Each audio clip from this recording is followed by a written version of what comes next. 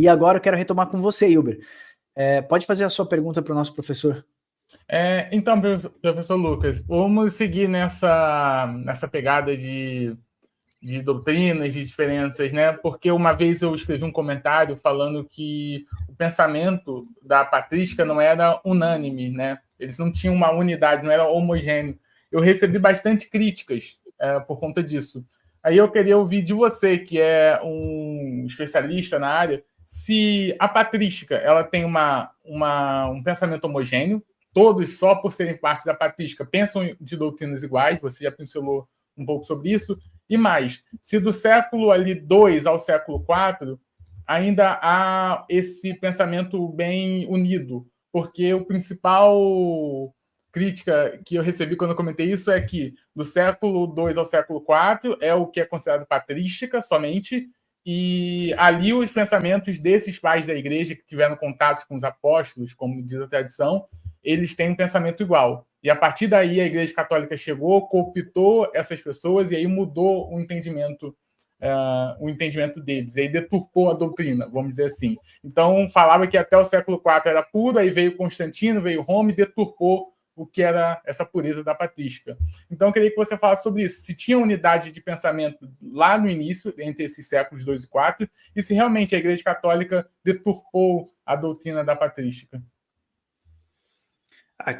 Quem falou isso para você não faz a mínima ideia do que está falando, assim, está falando uma besteira absurda, assim, não faz a mínima ideia, nunca leu, nunca estudou nada, talvez tenha visto alguma coisa em algum site, porque primeiro, vamos lá, como eu falei lá no início, né, a patrística, ela é até o século VIII, né, então patrística não é uma escolha até o século IV.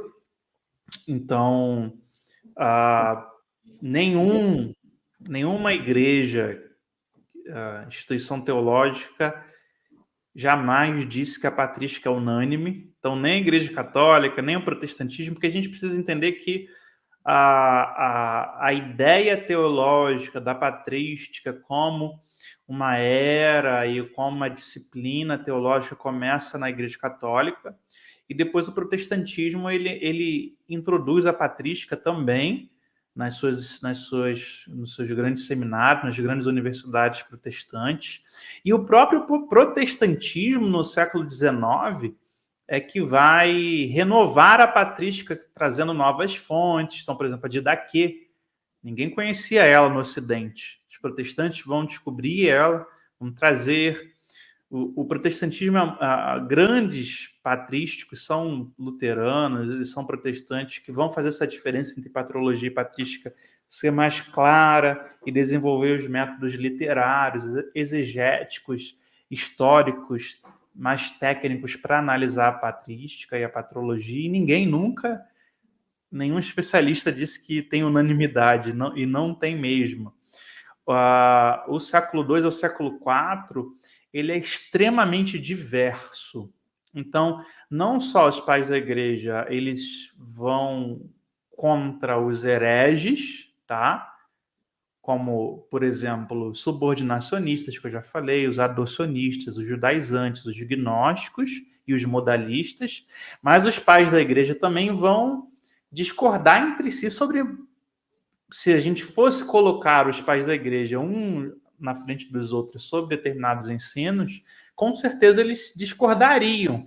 É lógico que muitos desses grandes pais reconhecidos nem se conheceram, mas se eu pegar por exemplo, a escola exegética alexandrina, ela é rival até o século IV, e, aliás, até sempre, da escola exegética siríaca, né? Então, os alegóricos vão ser radicalmente rivais dos históricos gramaticais, né?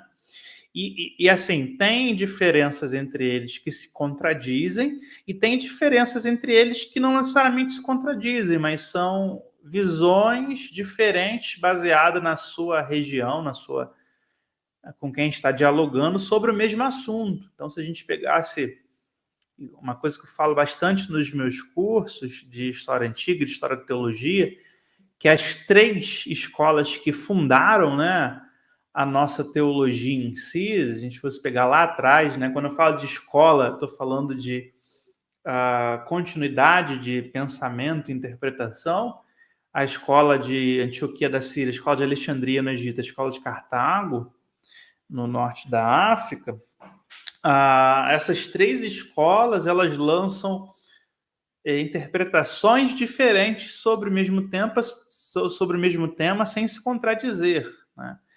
Então, não há unanimidade, ninguém nunca disse isso, falando de ninguém, falando nenhum pesquisador, né? E esse negócio que no século IV surgiu a Igreja Católica, Constantino, isso também é outra invenção da cabeça das pessoas, que é um senso comum aí que surge em meio anabatista, né?